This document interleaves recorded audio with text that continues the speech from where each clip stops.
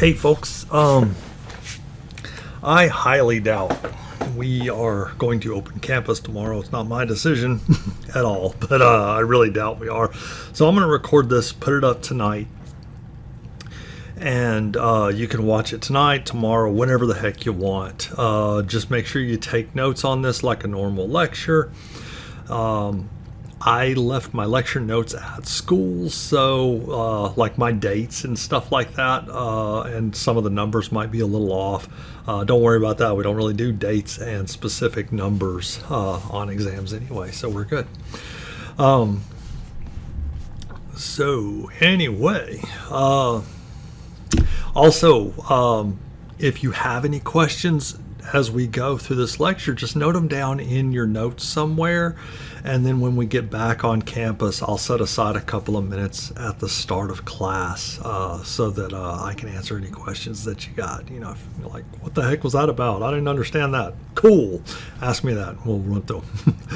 So we stopped last week. I kind of said in class that we were, going to stop on a cliffhanger with Bacon's Rebellion, where Nathaniel Bacon, remember, he is a former indentured servant. He is a frontier farmer and doesn't quite get along with the moneyed elites back in Jamestown proper, back here to the east a little bit. Bacon's a little bit more. Western frontier is, 20 miles from the Atlantic coast. So it's not, don't be thinking Texas or New Mexico. It's just, this is the frontier. It's ever moving.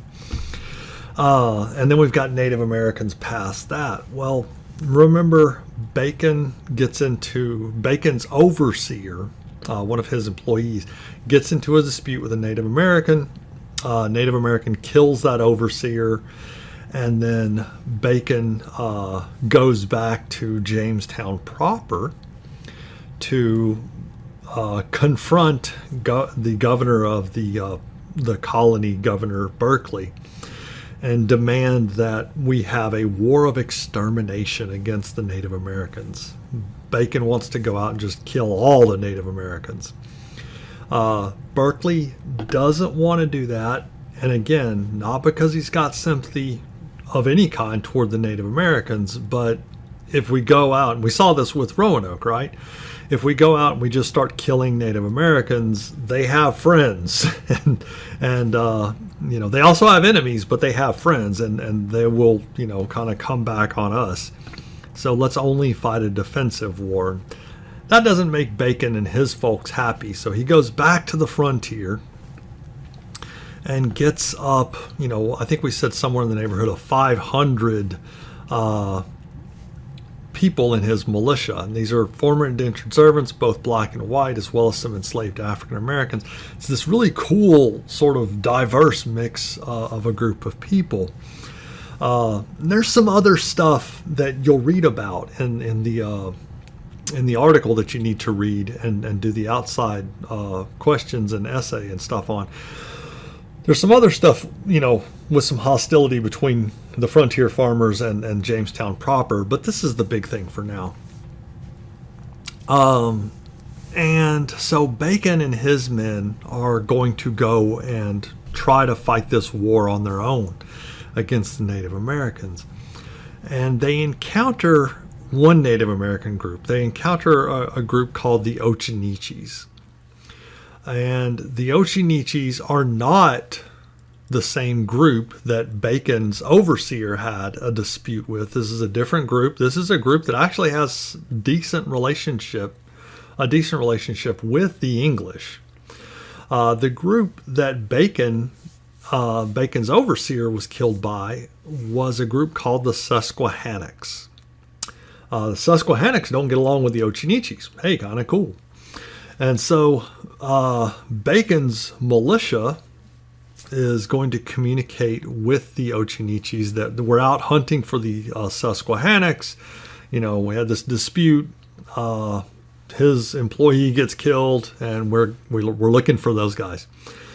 Well, the Ochinichis reveal that they also have a dispute with the Susquehannocks, and the conversation even gets to the point where the Ochinichis offer to allow Bacon's militia to stay at their village, and the Occaneechees will go out and attack the Susquehannocks for Bacon and his men. They have a beef with them anyway.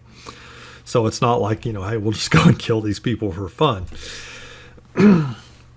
So that's what happens. The Occaneechees go out and they attack the Susquehannocks and raid them. And then they come back to their village where Bacon and his militia are hanging out. And they have this big celebration. And Bacon and his men have brought with them a lot of alcohol. They've brought a lot of weapons, but they've also brought a lot of alcohol with them. And Bacon and his men drink kind of light during this, if at all. And they really, really ply the Native Americans, the Occaneechees, with as much alcohol as they can drink. I mean, after all, the Occaneechees did all the heavy lifting on this raid, right? And when the Occaneechees get good and drunk after several hours of this celebration, then Bacon and his men fall upon the Occaneechees and massacre as many of them as they possibly can. Remember, Bacon, when he was back in Jamestown, wanted a war of extermination against all Native Americans, not just ones that attacked the English. So Bacon and his men are going to kill a massive amount of Occaneechees at this village. Okay. After that's done, the militia is still very, very much incensed. They're very, very much not happy with the way they've also been treated by the elites back in Jamestown proper. And so they go back to Jamestown and they lay siege to the city. So you've got a bunch of English frontier farmers that are laying siege to the capital of Virginia colony, Jamestown. Sorry. The people of Jamestown, a lot of them are going to flee, and then Bacon and his men will burn most of Jamestown to the ground. So they've gone out and killed Native Americans that they didn't have a beef with. Now they've gone and attacked the community there at Jamestown and burned most of Jamestown to the ground. After that, Governor Berkeley, the governor of Virginia, is going to summon a British naval squadron. And this naval squadron is going to bring in Marines, and they're going to pursue Bacon's rebellion, his militia anyway. Before he's caught, Bacon will get really, really sick and he will die of dysentery. Dysentery is kind of explosive diarrhea. It's really, really nasty. Super, super dehydrating, and Pedialyte and Gatorade doesn't exist, so he's just going to expire. And then after he dies, the militia falls apart. The rebellion falls apart, and to be honest, they've achieved, their goals. Basically, they've killed a bunch of Native Americans, and they've, lashed out at Jamestown. What else would they really want? So the militia the militia falls apart. But here's the big thing. This happens in 1675, right? This is a major, major, major turning point in English colonial history, because after Bacon's rebellion, one of the big problems with this group of people is that they were all indentured servants. And, you import indentured servants, and 3 to 5 to possibly 7 years later, they get their freedom. And then they're going to want land, right? And so the land that's available is to the west. And that's fine. Most of them, not all, but most of the English don't have any sympathy toward Native Americans. But as these groups push out west, they're going to, anger Native Americans. And the Native Americans are going to push back. And that's, they're right and understandable. It's understandable that they would do so. But that's a big hassle, right? For the English as a whole, these people are pushing westward and they're causing, international incidents in getting Native Americans riled up. And also, you have to replace them. Every 3 to 5 to 7 years, their contracts run out and you've got to get more. And so you're constantly having to import new indentured servants, and that's a financial expense. This labor doesn't sustain itself, it doesn't grow. And so that's a problem. And so after Bacon's Rebellion, especially because these people are getting their freedom and they're pushing further and further west, the colonies are going to switch from indentured servants to a plantation-based economy, to a slavery-based economy. Enslaved people do not get their own freedom. And so, yes, the colonials and later, the United States will import lots and lots of enslaved Africans, but that population will grow. And since, someone born into slavery is enslaved themselves, this labor pool is going to grow itself, and that those new enslaved people will be enslaved. And so you're not losing workers like you would with indentured servitude. And also, the elites are going to be the ones that are going to control the land, and they're going to control this labor system, this labor group, the enslaved people, and so they're not going to be constantly pushing out west and getting into it with Native Americans. They're going to be connected with the elites, and so we can kind of coordinate when to expand and when to push more Native Americans to the side. So Bacon's Rebellion is this really massive turning point. We are going to switch to slavery and a plantation-based economy, mainly in the South. And this is because of climate. Northern areas, it's too cold. They are going to engage in slavery, but down here in the South, it's warm for much of the year, and so we can have really, really long growing seasons. Slavery is much more profitable down here. It's not as profitable in the North. And so Northerners will dabble in it, but it's the climate doesn't really suit to this sort of thing. So we're doing that. We are also going to really do something else. We are going to, because, on the last slide, we saw that Bacon's Rebellion had a mixture of peoples involved. There were a lot of African Americans enslaved, former indentured servants and stuff, and there were a lot of European white folks that were in the militia in Bacon's Rebellion. That's gonna be a problem as well, right? We've got all of these poor people that are fighting against the elites back in Jamestown proper. From the perspective of the elites back in Jamestown, that's a bad idea, right? You need to divide the poor classes so that they can fight with each other, and then the elites can be like, yeah, well, it's that guy that's trying to steal from you, not me. And so there's going to be a big effort to try to divide the poorer classes, and the easiest way to do that for right now is based on race. And so after Bacon's Rebellion, you're really going to start seeing a lot of laws. We'll run through some of them, not as many as I found, but we'll run through the big ones that kind of really illustrate this stuff. But you're really going to start seeing a lot of laws that say, okay, this is how we're going to do things with white people, and this is how we're going to do things with people with African ancestry. So I'm going to run through some laws. Do get these down. Most of them you don't have to get the specifics down, but know kind of this is generally what happens in this situation. This is generally what happens in this other situation. So prior to Bacon's Rebellion,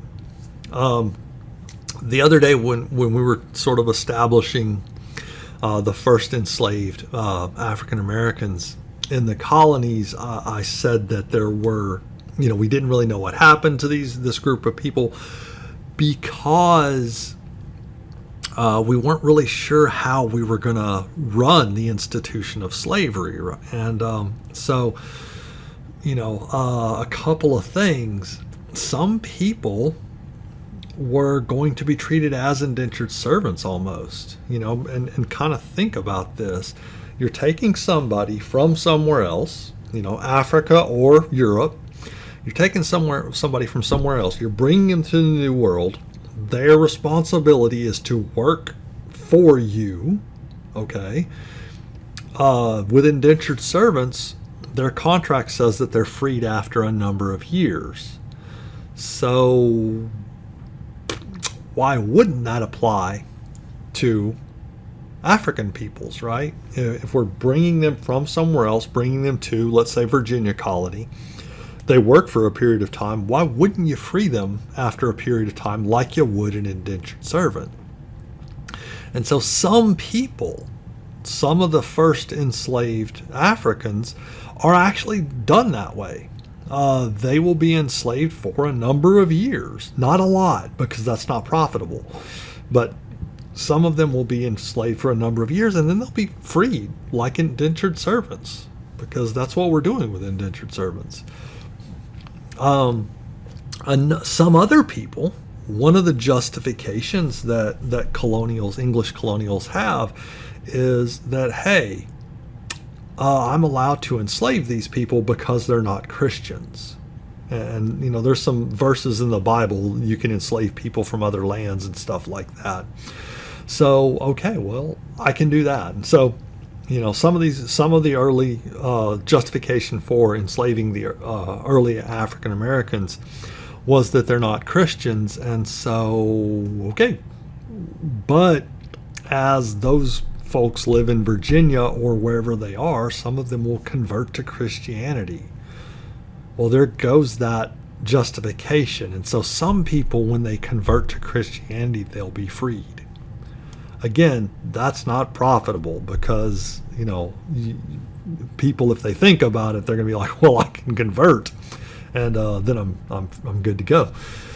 So So we're going to deal with those kinds of laws, early on. But sorry. So anyway, before Bacon's Rebellion, there's two laws that deal with enslaved people. And I think these are passed in 1660, 1650-ish, somewhere in that neighborhood. So slavery, first enslaved people arrive in 1619, and so within about 30 years, you've got two laws. First one is, and I don't have my notes with me, so these are, to the best of my memory, the line. Baptism cannot make an unfree person free. Okay, so what we're doing there is saying, okay, yeah, that justification for enslaving people was that they're not Christians, and then when they become Christian, they become free. Well, we're getting rid of that thing because, again, that's not profitable. You're going to have everybody converting to Christianity and skating on you. So baptism cannot make an unfree person free.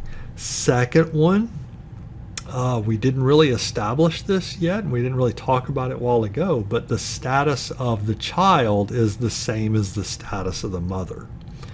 And so usually in kind of European society, and we sort of are patriarchal, right? That, the status of your father is very, very important, and, you're kind of at the same status of your father, and your mother's status and her background's not quite as important, right?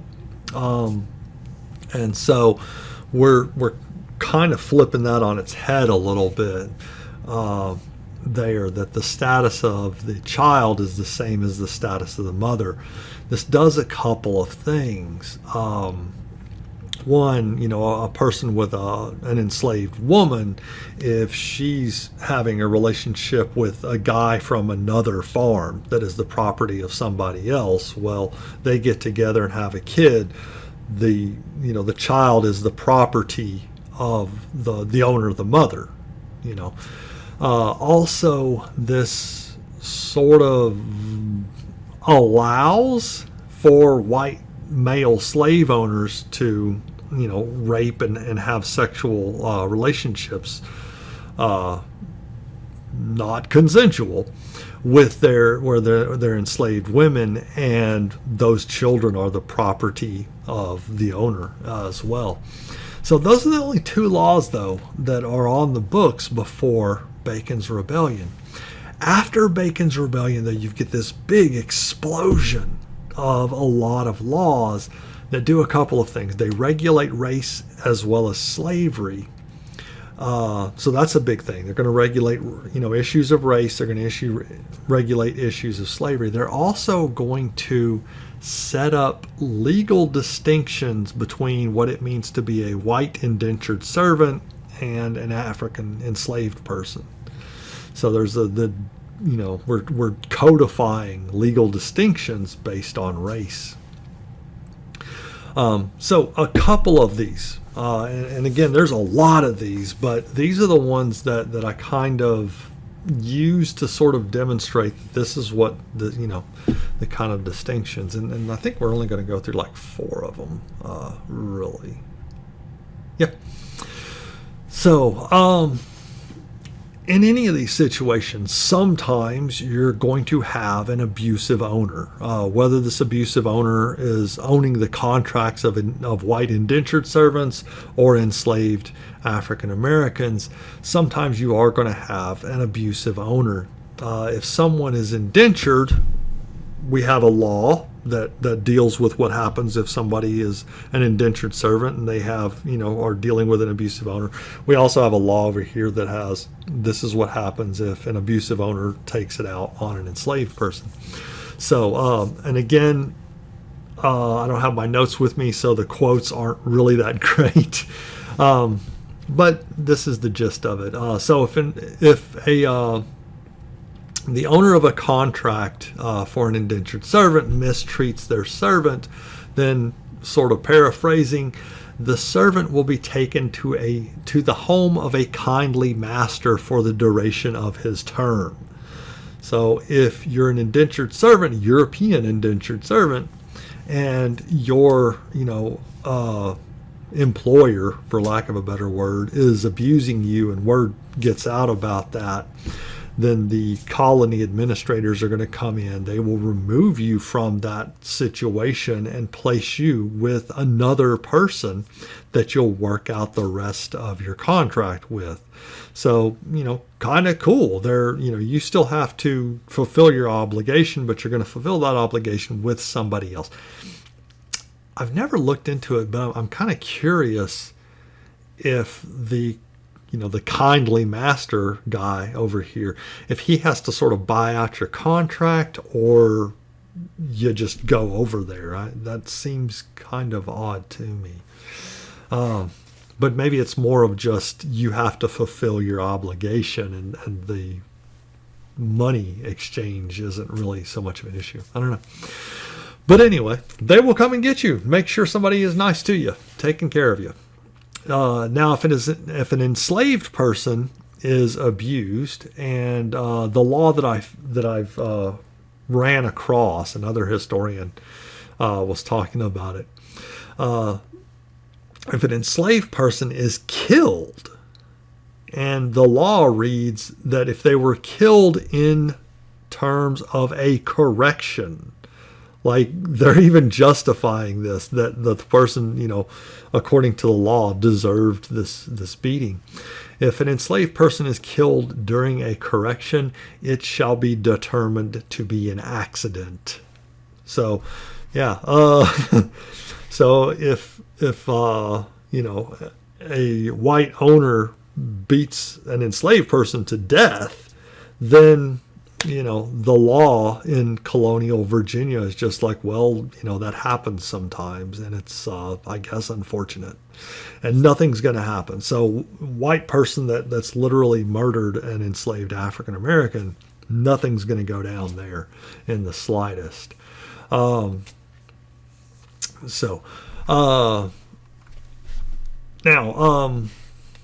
that's kind of a very extreme example, but that gets at like this is what this is, and this is what this other thing is. So sometimes, definitely for indentured servants, they're going to be freed, and sometimes enslaved people are liberated. They're going to be freed as well. So there are laws that dictate what happens when an enslaved person is freed and what happens when an indentured servant's freed. So at the end of their term, Virginia colonial law says this is what happens with an indentured servant. They get 2 bushels of corn. You don't have to remember the details on this, just general. They get 2 bushels of corn. They get 2 new suits of clothes, 1 linen and 1 wool, because in the summertime it's warm and you want that linen. Linen breathes really nice. It's really comfortable, honestly. And then in the wintertime it's cold, and so you want to give them some linen clothing to make sure they're going to be kept all warm and snuggly, right? Because it's cold outside today. Get them some linen clothes. They will also, where's it at in my little, I kind of sketched up some notes here. They will also have the same rights and privileges that any native would have. They're meaning native as in Europeans that are born in the colony. They're not meaning Native Americans. Native Americans have 0 rights. But, so man, holy cow, you get enough food to make sure you got a solid start. You get clothing for both winter and summer so that you're comfy. And you have all of the rights and privileges and freedoms that any other European would have in Virginia. Rock and roll. So what happens if an enslaved person is freed? Within 6 months, the former owner of that enslaved person has to make sure they are transported out of the colony of Virginia. That's it. So not only are they exiled, this enslaved person has to be removed from the Virginia colony. This also places an additional hardship on any owners that want to free their enslaved people. So we're making it actually more difficult for owners to free any of their enslaved property. And so, we only went through four laws after Bacon's Rebellion, but there's a lot more of these. I mean, they deal with like what happens if an enslaved person is caught off of the plantation without a written pass. They are subject to punishment, usually no less than 50 lashes. We are also creating slave patrols. And the people that are going to work on the slave patrols are usually poorer white people. Nobody else is going to want to be out in the middle of the night patrolling.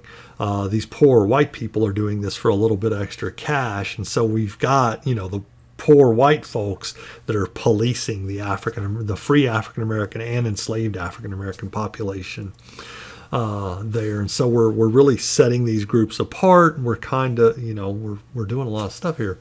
And so what we've done, and again, there's lots and lots of these laws, and some of them are really, really, the ones I went through are pretty disturbing, but some of them are even more than that. But what we've done is we've set up legal distinctions of this is what it means to be a white person in colonial Virginia, and this is what it means to be a black person in colonial Virginia. So we've really got some very big details going on. And Bacon's Rebellion is the switch that flips us from indentured servitude, because that's complicated, it's problematic. Those people want their own land and pushing out into the frontier. We're going to switch to a labor system that relies on African slavery. So do remember those laws that we went through. I kind of slimmed that down. Usually in lecture I go through a lot more, but I want to cut them down here. So that's what's going on in the southern colonies. Southern colonies now are going to switch to a plantation economy. They're going to rely on enslaved African Americans. Largely for right now, they're growing tobacco. They'll switch later. Northern or upper South, that's a better word. Upper South colonies will switch to wheat. And then they'll start kind of growing into tobacco, not tobacco, but cotton. And then we'll switch really into cotton. We'll kind of flip into that. New England colonies are different. Southern colonies are there to make money, right? They're there to make money and profit. New England colonies are different. They're really there established because they're seeking a form of religious freedom. I really don't like that kind of thing that I got this too, that we all got in elementary school and junior high. I don't know if we got it. I didn't get it in high school, but that idea that the Puritans and the Pilgrims were all seeking religious freedom, that's not really it. They were kind of seeking religious freedom for them. So, New England colonies are there to pursue a form of religious freedom is the best that I can do there. And a big thing with the Puritans is they really want to purify the Protestant church. Back in 1586, I think, was when Henry VIII was having all of his issues. He marries his first wife, and they keep having little girl. They have a couple little girls, I guess. I don't know how many. She keeps having these little girls while he's seeking a male heir, and so he, calls up the Pope on the phone and says, "Hey, I want an annulment from this woman. She keeps having daughters, and I'm really looking for sons." And the Pope tells him that, no, you can't have an annulment. You've, sanctified the marriage and all that kind of stuff or whatever. And so Henry decides that, we're going to start the Church of England. And really the Church of England, the Anglican Church, is basically Catholicism, but with divorce. And there's a couple of other changes, but that's really it, right? And so the Church of England is just going to be basically Catholicism, but they've added divorce and they've added a couple of other little things. I think they switched from Latin to English at some point. But the Puritans want to get rid of a lot of those Catholic sort of vestiges, those lingering things still 100 years later or so, that we're still kind of holding on to the Catholic Church. And so they want to get rid of all those things to purify the Anglican Church. And so, contrary to like what I got in elementary school and junior high, they actually, for the most part, get along fairly okay in England. Yes, everybody is legally required to be members of the Anglican Church, but the kind of sense that I get, as long as you're not really causing that much of a problem and you're not outside screaming about it and making your big spectacle of yourself, no one's going to hassle you about it. Great example of this is a person named John Winthrop. Winthrop eventually becomes the governor of Massachusetts Bay Colony, and he's friends with the king in England. And the king knows that Winthrop is a Puritan, but Winthrop doesn't really cause a lot of problems about it. He's not, screaming outside that he's a Puritan and annoying everybody. So as long as you're not causing problems, the English authorities aren't really there breaking down people's doors and busting heads over this. So the Puritans, though, they don't want that. So for a period of time, they actually go to Amsterdam. And Amsterdam is very, very, forward thinking even at this time, and allows for just absolute religious freedom. You can believe whatever the heck you want. But they're not having a great time in Amsterdam, which sounds really kind of a funny thing. and it's kind of hard for any new arrivals, right? You're getting to a new place and you don't have anything, you don't have very many contacts, and so the situation for those Puritans when they do immigrate to Amsterdam is pretty rough. It's pretty miserable. Even though they're free to worship however the heck they want, they're really not established them. They haven't established themselves. They haven't, been able to get enough land to kind of slightly spread out. They're really, really packed together, living on top of each other almost. And so they don't want to stay there, even though that is a very religiously kind of open-minded place. And so eventually the Puritans are going to relocate to the Americas. They get a charter from the king. King's okay with you guys go to, the colonies and establish your own colony. And they do that, and they get to Massachusetts Bay Colony. Massachusetts Bay Colony is going to be founded as more or less a Puritan colony. To have any voice in government, you are required to be a member of the Congregationalist Church. Even if you are not a member of the Congregationalist Church, you are required to attend church services at the Congregationalist Church. Some religious groups, Quakers specifically, and some other religious groups that are, Christian denominations, are banned from Massachusetts Bay Colony. So a big thing, that we kind of should get with Massachusetts is that it's not really established for total religious freedom. It's established for the religious freedom of the Puritan Church. Everybody else can go away. You guys can go do your thing somewhere else. This is ours, and we're having our religious freedom. Other ideas and other religious beliefs, you guys can go. And so that idea that, the Puritans were oppressed and they were wanting religious freedom, they wanted religious freedom for them, and so that we kind of sort of mythologized this a little bit in elementary school and junior high, and that's kind of stuck in our heads that, they were seeking religious freedom. No, not really, just for them. So we have that. People do that stuff. So I want to run through a couple of people to get at this is religious freedom for them and not so much for anyone else. First up is Anne Hutchinson. And Anne Hutchinson and the next lady, Mary Dyer, are actually contemporaries. They are friends. They are in the same community. They're in Boston. They actually know each other a little bit. I don't know how much they hung out together, but they do know each other.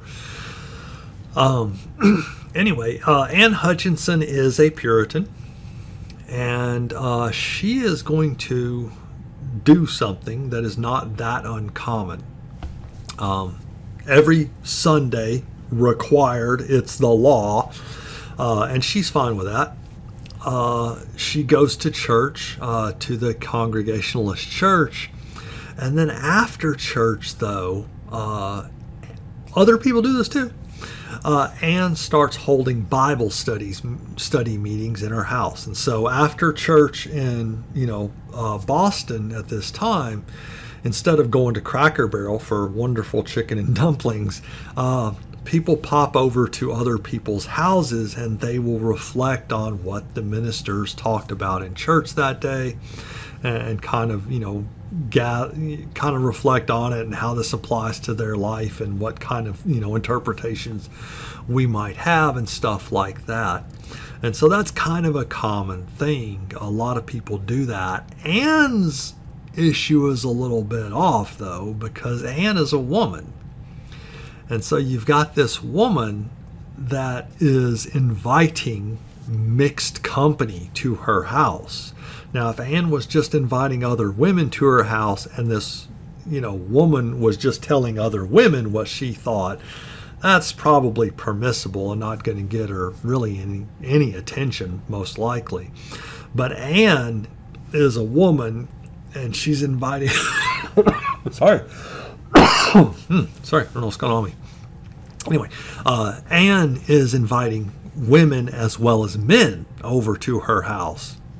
And so you've got this woman that is telling women as well as other men what to think about the sermon that day and her impressions of the important parts and the big takeaways from the sermon that day. That gets her in trouble because she is having mixed company in her house of men and women, and she, this woman, is telling these men what to be thinking about. So that gets her in some trouble. Not a whole lot. It's pretty much just the Congregationalist authorities are going to kind of like, hey, you really can't be doing that. I don't think that they fine her or anything. I can't remember, but she does get, she's definitely on the radar, and they're going to, maybe snock her in the head or something. I don't know. She does get in a little bit of trouble. After that, she starts having some other ideas. And a big thing with the Congregationalist church right now is that they believe in predestination. What the heck that means is that before you're born, before anybody had any notion that you as an individual existed, it was already determined by God whether you're going to heaven or hell. Like, you don't have anything to do with it. Your actions don't matter one iota. You're going, it's already decided whether you're going to heaven or hell in the afterlife. That's just it. Because God is all powerful. And so, you can just go and kick rocks. Well, Anne starts getting into this idea of individual salvation. And this is kind of neat because, most Christians today kind of buy into this individual salvation. There aren't too many denominations that are still into the predestination. I think Jehovah's Witnesses are still into the predestination deal, and there's like a population cap, I think, for heaven. I am not exactly sure what the number is, but anyway, and that's cool. Whatever you believe is cool. But anyway, so Anne starts buying into this predestination thing, or not predestination, individual salvation. So your actions, the things that you do, you need to, most Christians today buy into the idea that you have to kind of invite Jesus into your heart and you ask Jesus to forgive you of all of your sins. And that's how you get to heaven. That's sort of, you are responsible for that action. Without that action, you're going to hell, right? So Anne starts to promote this idea of individual salvation. And she's still a Congregationalist. She's still almost everything else is the same, except for she would like to be able to tell men what she thinks. But she's getting into this individual salvation thing. And for that, she is banished from Massachusetts Bay Colony. So she's still a Congregationalist. She just has a different idea on the workings, the policies, I guess is a decent word. So she is going to be banished from Massachusetts Bay Colony. She'll move to New York, and she is going to take, I think she's got like 11 kids, somewhere in the neighborhood. She's going to take her and her 11 kids, maybe a husband, and they're going to go to New York, and all of them except for one of her kids are going to get killed in a raid by Native Americans. But she's banished for different beliefs. Again, religious freedom for us, not so much for you if you have different ideas on things. And so another person that's running around in Massachusetts Bay, which I find Mary Dyer more interesting because I have mixed feelings about Mary. And that's kind of neat. Like Anne, you're like, hey, Anne was railroaded. She had this, a couple of issues which she was in the right on about her individual belief system. And she's kind of the clear-cut victim there, right? But Mary I feel largely the same way, but I've got some pangs of, oh, no, no, no, don't do that sort of thing. And so I like Mary's story a little bit more, actually. Both same outcome. Both end up dead, but, you know. So again, Mary is a contemporary of Anne Hutchinson. She is a Quaker. She'll be a Quaker later, sorry. She is a Congregationalist right now. And Mary starts having some different ideas. One of the beliefs that the Congregationalists have is that God only speaks to the ministers. God does not have time to be talking to you or I about anything else.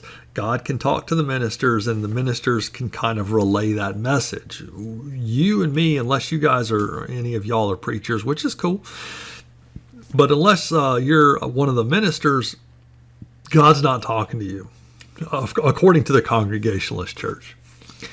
And so Mary sort of comes to this realization that God is all powerful, and so God has the ability to talk to anybody. And so Mary starts feeling that God can speak directly to her. And you know, again, kind of cool. Most Christians today feel like when they're praying, they are having a conversation with God. And so we've, again, kind of moved along to this sort of line of thinking for most Christian believers in the modern period, that, you know, hey, anybody can talk to God, not just the ministers. And so that's where Mary is, that when she's praying, she feels like she is talking to God. That's too far. We can't allow that. And so she is going to get banished from Massachusetts Bay Colony. She's still, for right now, a Congregationalist. She just has this idea that God can talk to whoever God wants to. After Mary is banished, though, the governor of Massachusetts Bay, John Winthrop's the governor of Massachusetts Bay right now, hears that, holy cow, prior to Mary leaving, Mary had a stillborn child. And so Mary was pregnant. Nobody really knew. And Mary gave birth, and the child was dead when Mary gave birth.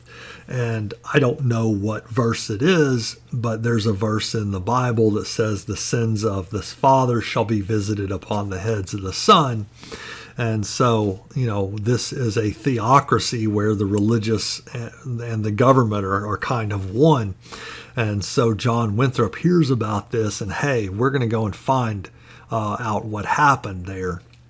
Well, Mary and her husband had this child. The child was stillborn.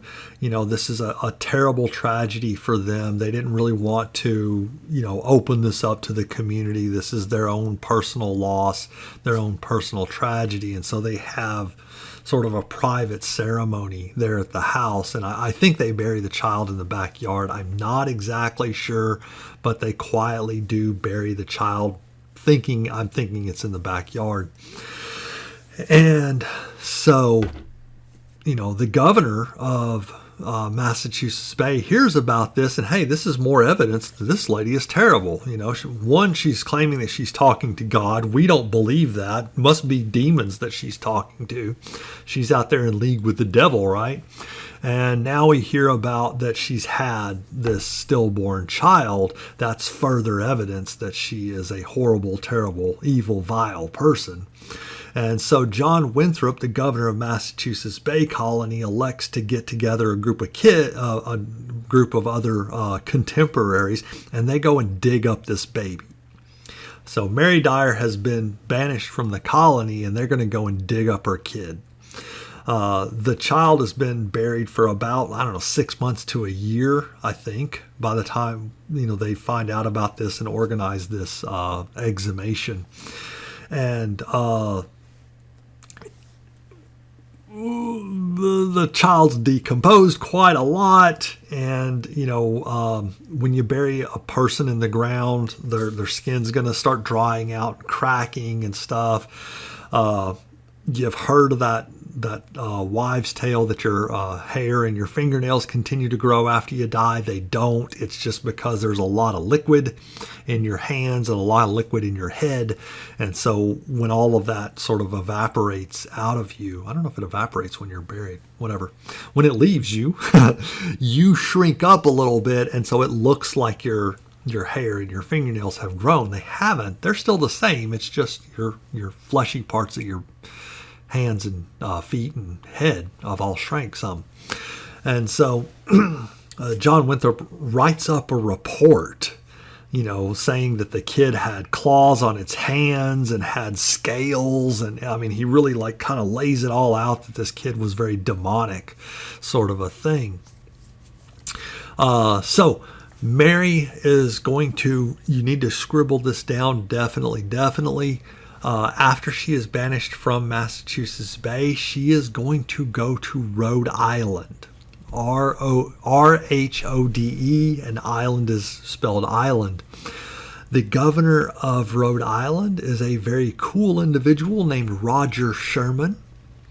Roger Sherman used to be a Congregationalist. He left Massachusetts Bay. I don't know if he was banished or if he just left of his own volition. But he establishes Rhode Island for actual religious freedom. If you believe something kind of different, we're okay with you. The only groups of people that I'm for sure, Rhode Island does have some restrictions on Jewish people. I don't know how they feel about witches, and I don't know how they feel about atheists. But definitely if you have any sort of Christian denomination-ish kind of thing going on, they are fine with that. And that's a big step, really. So even Jewish people are allowed to live there, but they do face some restrictions. I can't remember what exactly they were. But anyway, so she goes to Rhode Island for a while. Rhode Island, again, colony established for actual religious freedom. That's a cool test question. While Mary is there, at some point, she does some other stuff, but at some point she converts to being a Quaker. Quakers are a Christian denomination. We will revisit Quakers here in the future. They do some really, really cool stuff. But big thing with Quakers right now, especially for as far as Congregationalist separation, a couple of things. Quakers are very, very much pacifists. They're not interested at all in fighting any kinds of wars or anything like that. Second thing, Quakers don't really have a set clergy. They're not actual men, and I could be wrong about this. If you are a Quaker when we get back to class, let me know if I'm correct on this. I might be wrong. But during Quaker services, most of the congregation just kind of sits in silence. And if somebody feels something that they want to share, they want to speak on, then anybody in the congregation can do that. But they don't really have kind of a sort of a sermon style, that a lot of other Christian denominations have. So anyway, so she becomes a Quaker.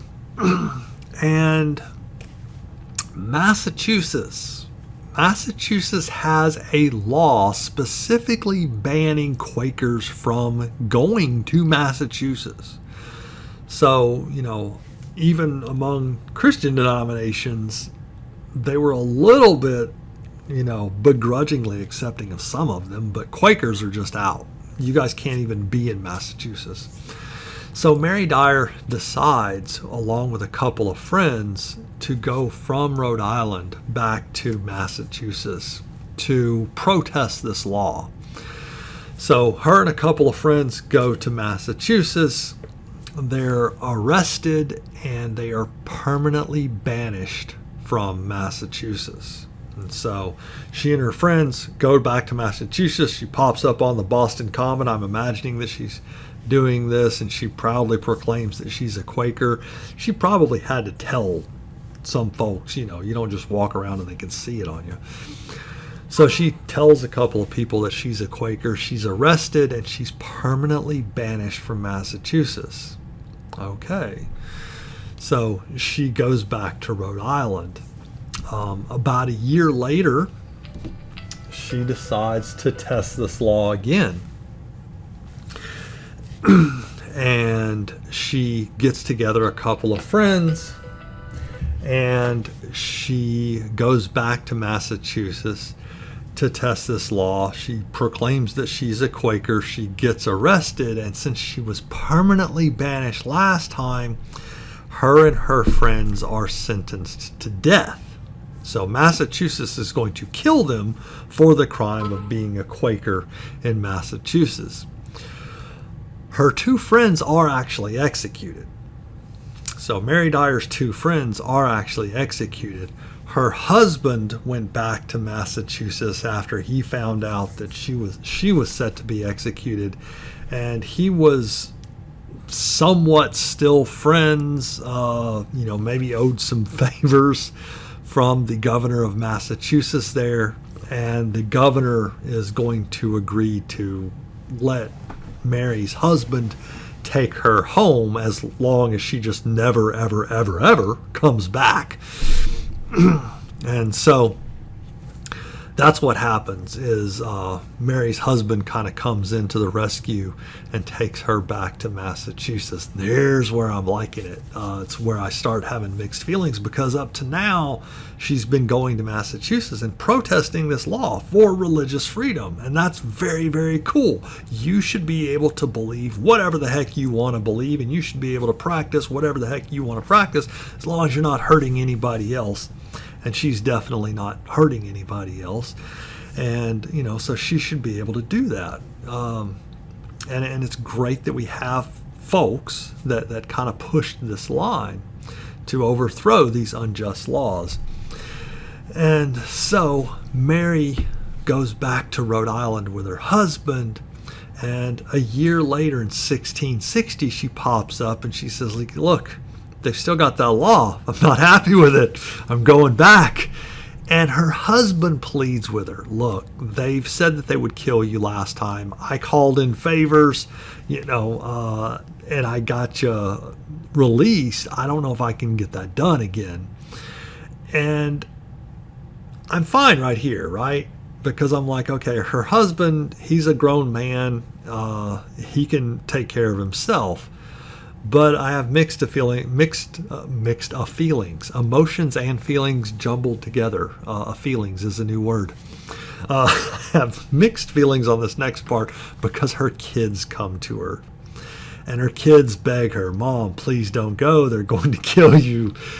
And, on the one hand, I'm like, okay, I'm a parent. And as a parent, my job is to take care of my son and make sure everything's squared away for him and all that stuff. And so I kind of feel like she's stepping away from that. But at the same time, I also see she's trying to make the world a better place for her children. Her kids are Quakers, probably. And so she's trying to protest this law that would have an impact on the lives of her kids if her kids ever wanted to go to Massachusetts for some reason. And so I kind of, I'm not sure how I feel about her right here. I think some of it's, on some level it's very cool. On some level I'm like, well, you're stepping away from your kids and you're leaving them. But her husband's still there, so he can, I guess, single parent that stuff. So she goes back to Massachusetts. She tells her kids, shut up, go play Xbox, leave me alone. That's horrible. So she goes back to Massachusetts. She announces that she is still a Quaker. And even though she's been permanently banished from the colony, she still came back. And she is arrested. She is sentenced to death. And I think it's in May or June. Maybe she's arrested in May and then executed in June. But summer, there we go. I got both. Summer of 1660, Mary Dyer is taken out onto the Boston Common, and she is executed for the crime of being a Quaker in Massachusetts. So I like her because I'm not really sure how I feel about all that. Anyway, jumping ahead a little bit, still dealing with religious ideology and religious issues in Massachusetts. Most people have at least a passing, I have heard of this and something is going on and there's accusations of witchcraft kind of stuff.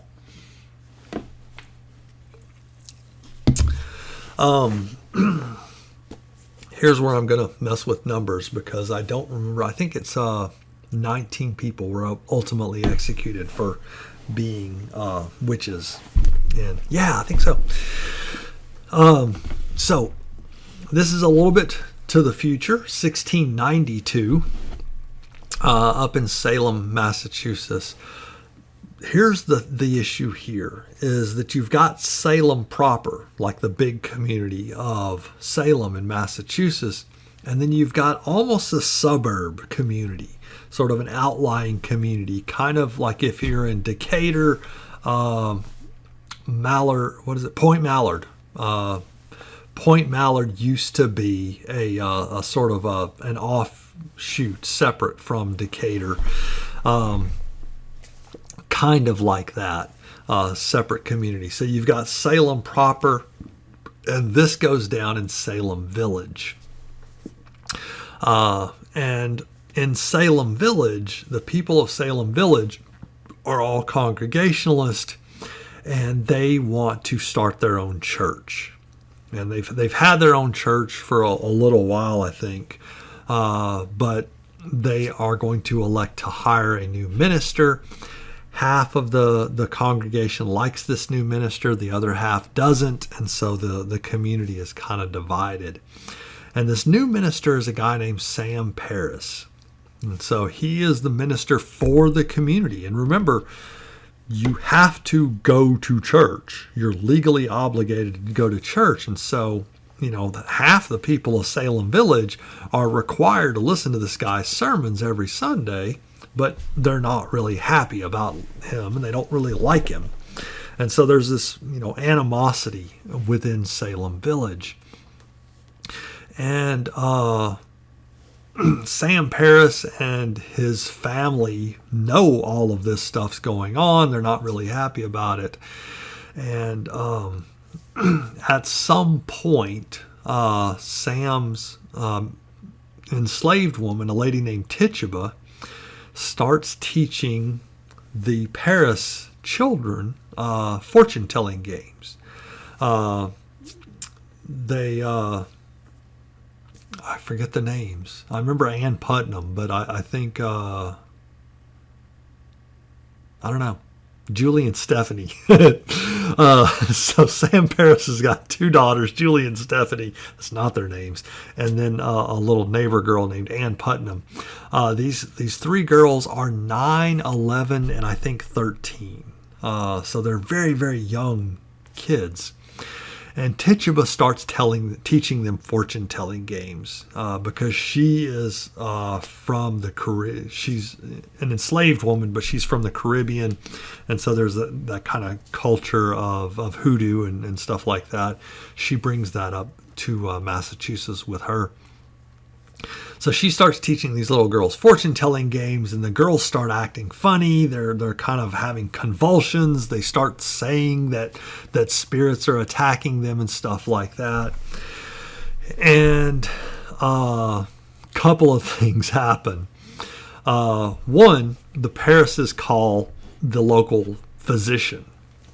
And the local physician comes over and examines the three girls. Did I say Stephanie and Julie and Ann Putnam? Ann Putnam's that's her actual name, but I forgot the Stephanie and Julie. Doctor examines all the three girls, and in one of the coolest sort of pediatric diagnoses ever, it's like, I don't think you have strep throat. These three girls are under the influence of an evil hand. And so, some sort of spirit is causing them distress. And so, without Sam Paris's knowledge, his wife and I think one of the other mothers, I guess Ann Putnam's mom, elect to make what's called a witch cake. And a witch cake is you make a regular cake and then you have the victim of this situation. So Ann Putnam and Stephanie and Julie are going to pee in the batter. They're going to urinate in the batter. And then they're supposed to feed the cake to a dog. And then the dog will let you know who is casting these spells over the girls. I've not been able to figure out what the dog's reaction was, honestly. And I don't know if they actually fed it to the dog, because Sam Paris finds out about this and he flies into a fury, and he says to his family, you're seeking help against the devil from the devil. So you're kind of using these kind of fortune telling games in an effort to combat the devil, by doing this kind of stuff. So he flies into a rage. But then the girls start accusing people in the Salem village community of witchcraft, of trying to harm them. And they're, one of the first people's arrested is Tituba. And it's kind of interesting because there's a couple of different things that start happening. One, like if you watch any kind of those police procedural shows, or you watch any kind of drug war documentaries or something like that, when they arrest one person, a big effort is to try to get them to name names and start revealing other people in the organization. So that happens. Some of these people start, well, look, I am associated with this, but this other person is more higher on the chain than I am. And then, I saw this other person doing some other crazy stuff. And so they start naming names and accusing other people to try to get a lighter sentence, to try to actually get out of this. And so some people are going to do that. But other people are going to start using accusations of witchcraft to settle scores. If I don't like my neighbor, I like all my neighbors, but if I don't like one of my neighbors, well, I'll just say they're a witch, and then the colony will either execute them or banish them, and that's great because now I've got a free lot next to me I can buy from the colony, or maybe I can just get it. I don't know. So people start using this to settle scores, and I've never seen the map. I've not really dug into this that deeply. But another historian has taken a look at this and gotten a map and looked at, the accusations are from one side of town, and they're usually against people on the other side of town. And so ultimately, I don't know, over 100 people are accused of witchcraft. And finally, I don't remember the oldest person. The youngest person accused from witchcraft was a little girl, 4 or 5 year old little girl named Dorcas Good. Her mother was accused of witchcraft, and Dorcas wanted to be with her mom, and so Dorcas said that she was a witch. And so they locked poor little Dorcas, that's a terrible name, up with her mom. And I'm pretty sure that Dorcas was released at some point. I think that her mom was too, but some of the people died during captivity. So, but 19 of the accused witches were ultimately hanged. The Salem village community also hanged 2 dogs because there were dog witches, and they hanged those. One of the more interesting people, though, and it really gets at kind of some weirdness with the legal system, but it also gets at, like, I don't like this person, to kind of settle scores kind of thing, is the story of Giles Corey during the Salem witch trials. And Giles was pretty much disliked by everybody. This guy was horrible. No one liked him. To give you an idea of how absolutely much of a just horrible, cantankerous, terrible person that old Giles was, that one time he got in an argument with his son. And he told his son during this argument that Giles was going to stab himself and make it look like his son killed him, so that then the authorities would come and arrest his son and execute him. So, like, that's some next level animosity, right? So a lot of people don't like Giles. Probably Giles doesn't like Giles.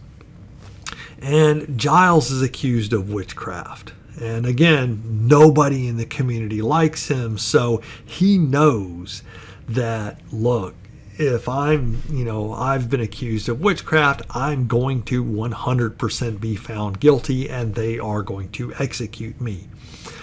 As much as Giles probably doesn't like any other human being in the world, I think Giles also does not like the colonial administration. And the reason that I'm saying that is because if Giles was executed for witchcraft, for being a warlock, then the colony, the Massachusetts Bay Colony, would get all of his property. And then his children, the one that he threatened to stab himself over, and Giles's wife, they would be left homeless. And the colony would get all of their property. And so Giles doesn't want that to happen.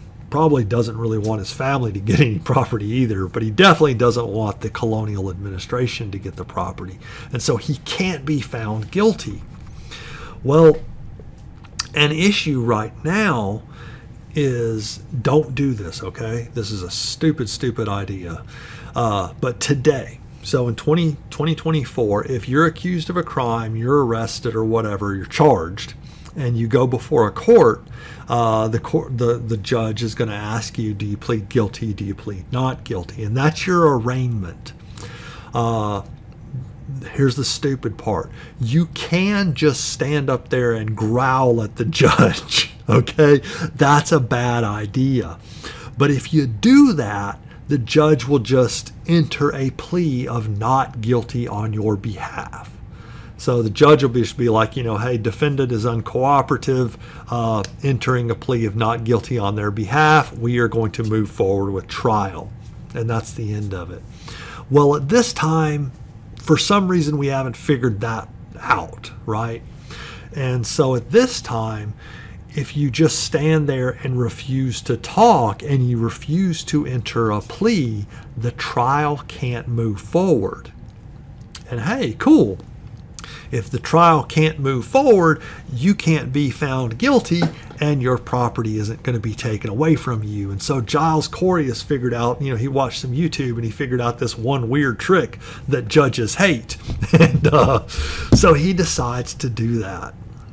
He decides to not enter a plea. I don't know if he, growled at the judge or whatever, but he decides to not enter a plea.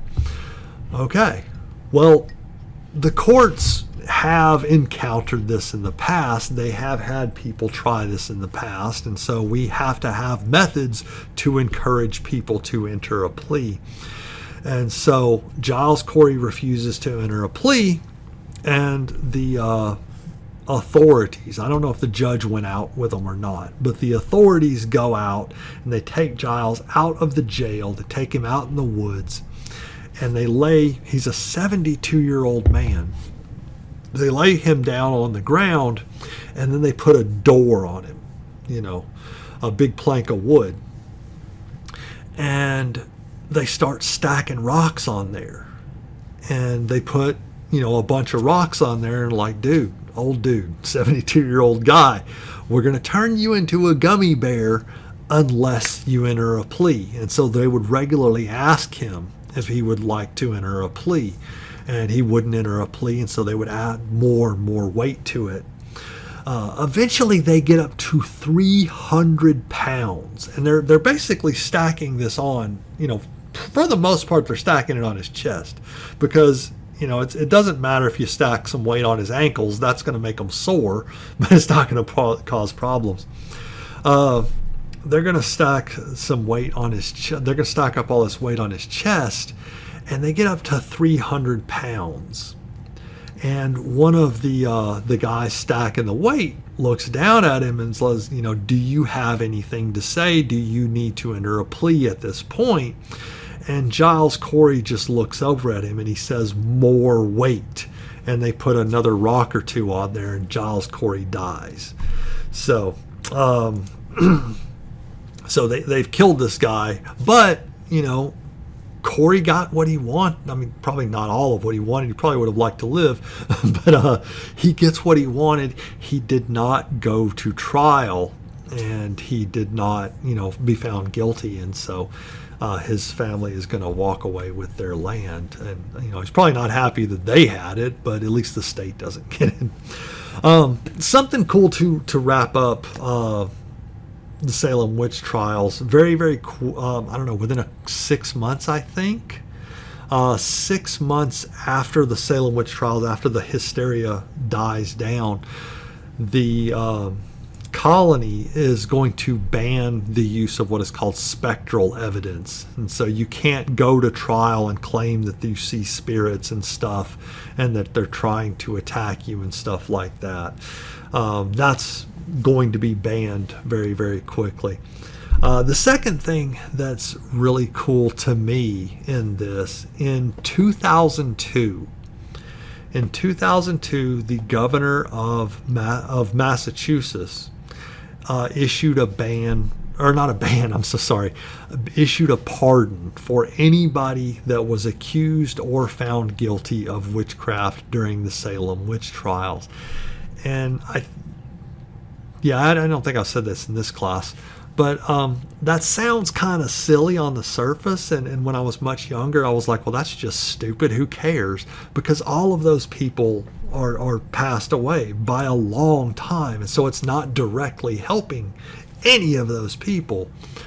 But at the same time, much older me is like, okay, you know what, though? That's cool, because here it is, the state, is the colony at the time, but the state stepping in and saying, hey, we made a horrible, horrible mistake here. We made an absolutely terrible, issue of injustice right here, and we would like to apologize formally for that. And I think that's kind of cool when government agencies kind of come back and say, hey, we've made a misstep, and it could be a serious one, but we made one, and we are going to own that right here. And so that's kind of cool. So anyway, if you do have any questions on any of this, please note them down somewhere in the margins of your notes, and I'll set aside some time next time we're in class to take care of that. Sorry, people keep jumping in on the Discord and trying to get somebody's attention. I don't know.